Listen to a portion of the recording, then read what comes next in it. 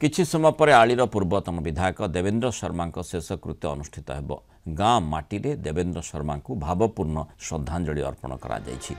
गतकाली रातिरे भुवनेश्वर एक घरोई हस्पिटाल शेष निश्वास त्याग करथिले आलीर पूर्वतन विधायक। तांको पार्थिव शरीर केन्द्रापड़ा पहुंचवा पर सहर परिक्रमा करने सह कांग्रेस जिला कार्यालय को निया जायतिला। सेठारे कांग्रेस कर्मी और विशिष्ट व्यक्ति माने श्रद्धांजलि अर्पण करथिले।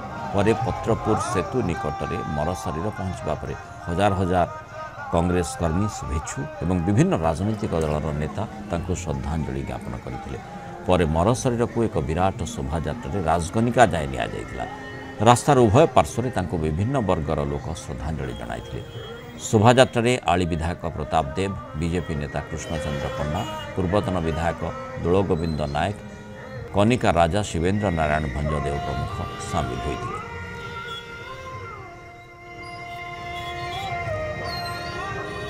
पूर्वतन विधायक देवेंद्र शर्मा आली प्रतिनिधित्व करते। गतकाली गोटे प्राइवेट हॉस्पिटल रे देहांत हवा शुणला आम सब मर्माहत हो।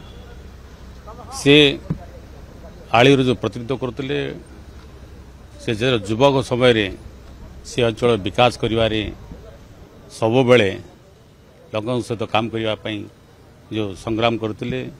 2014 रु 2019 पर्यंत जो विधायक थे राज्यर तांकर निर्वाचन मंडल ओडिशा तमाम विकास केमती हम से चिंतार सब यही अवसर में मो तांकर दुख संतप्त परिवार को भगवान प्रार्थना करुच्ची साहस दिंतु।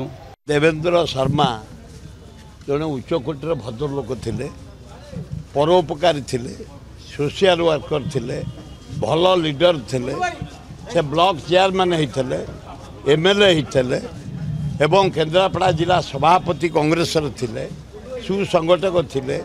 आम सहित प्राय 40-50 वर्ष काम कर भारत वर्षर बहु जगह को आम जाइछु। गुड़िए कॉलेज, हाई स्कूल, डाक्तरखाना, ड्रिंकिंग वाटर एवं इरिगेशन प्रोजेक्ट आली अंचल करिसेंती एवं भितरकनिका डेवलपमेंट पई तांकर दान अतुलनीय। जड़े अति सहयोगी थिले, भद्र थिले, कांग्रेस जड़े पिलर थिले। तांको मृत्यु रे आमे समस्त मर्माहत। ईश्वर को डाकुचु तांको आत्मार सद्गति हो। तांको परिवार तांको झील गला थर लड़ी थे, भल भोट भी पाई। जड़े डॉक्टर, तांको बापा भी जड़े थे डॉक्टर, एमएलए थे। तेणु तांको आत्मार सद्गति हो। परिवार को जगन्नाथ शक्ति दिंतु, यह आमर ईश्वर पाखे प्रार्थना।